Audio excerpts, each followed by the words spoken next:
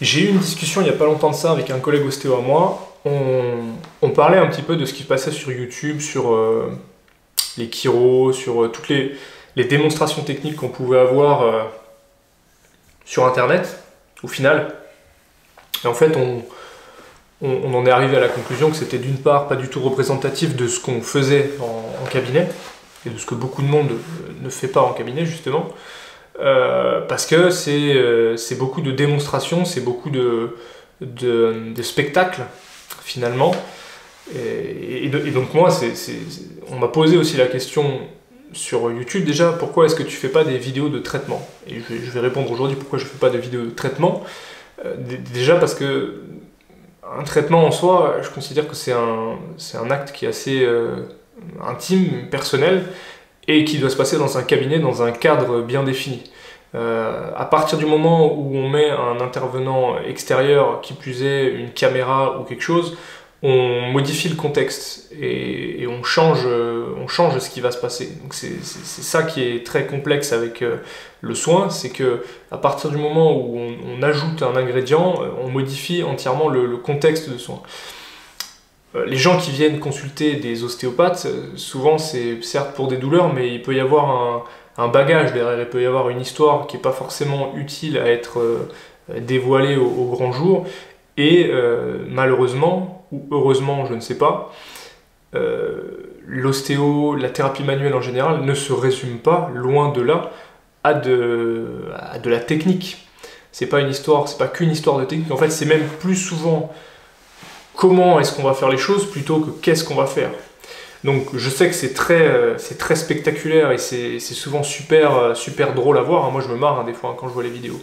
Mais je pense pas que ça rende service à toutes les professions, je pense notamment à la mienne, hein, à l'ostéo, de vouloir montrer absolument des démonstrations techniques, qui plus est de manœuvres de cracking, qui peuvent parfois être super impressionnantes quand on sait les effets qu'ont les manipulations, en tout cas ce qu'on supposait être les effets ne sont pas forcément ceux-ci, c'est-à-dire qu'on n'a pas forcément d'action ultra spécifique sur les zones à manipuler, et que finalement, quelque part, les manipulations de cracking, elles peuvent aussi se substituer et être substituées par d'autres techniques.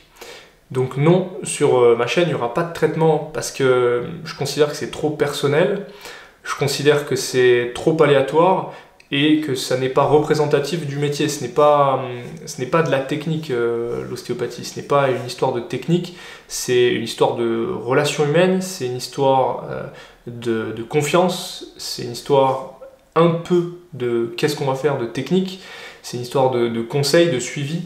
Donc c'est pas quelque chose qui pour moi a sa place sur une plateforme comme YouTube. Qui plus est, maintenant on a vraiment tout un tas de vidéos sur YouTube qui n'ont pas vraiment d'intérêt finalement. Mais voilà, le traitement en lui-même, je considère que c'est pas utile que les gens le voient.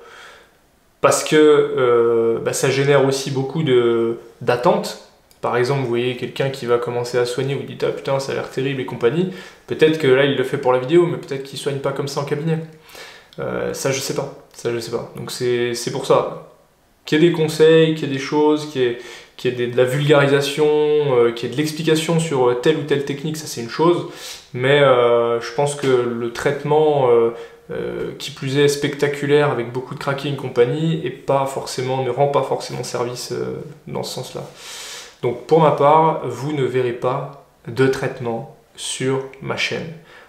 Peut-être éventuellement des explications sur telle et telle technique avec une démonstration de technique pour vous montrer, etc. ce que c'est. Ça serait peut-être plus pédagogique, je pense, à mon sens. Mais voilà, des consultations où ça craque dans tous les sens, ou non, ça c'est pas ma cam, Ça me fait beaucoup rire quand je les vois. Moi, des fois un peu jaune. Mon ostéo intérieur rit un peu jaune, mais Julien rigole beaucoup de ces vidéos-là. Donc c'est pour ça qu'il n'y aura pas de vidéo, parce que c'est pas ça l'ostéopathie, c'est pas ça la chiropraxie non plus. La chiropraxie ne se résume pas à de la manipulation, à du cracking hyper véloce et hyper impressionnant. C'est bien plus complexe que ça. toute façon, méfiez-vous, hein, quand on vous présente quelque chose sur internet et que ça paraît super simple et super sexy, ça sent pas bon, ça sent pas bon. Donc voilà, j'espère en tout cas que ce petit laïus aura peut-être éclairé les lanternes de certains. En tout cas, moi je vais vous laisser ici. Si vous avez des suggestions de vidéos, allez-y, lâchez-vous dans les commentaires. Moi, je vous souhaite une très très belle journée, soirée, nuit, je sais pas où est-ce que vous en êtes. Et je vous dis à très bientôt. Ciao!